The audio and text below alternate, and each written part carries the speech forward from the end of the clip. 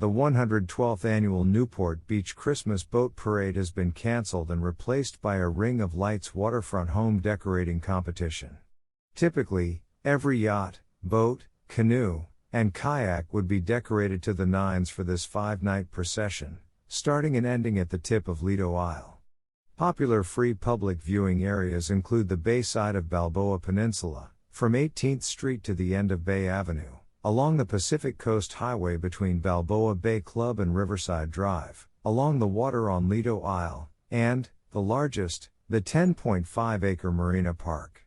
You can also pay to watch it from the American Legion Post 291 at 215 15th Street or the lawn at Newport Sea Base, at 1931 West Coast Highway. A map of the route can be found online. The 2021 parade will take place from December 15 to 19.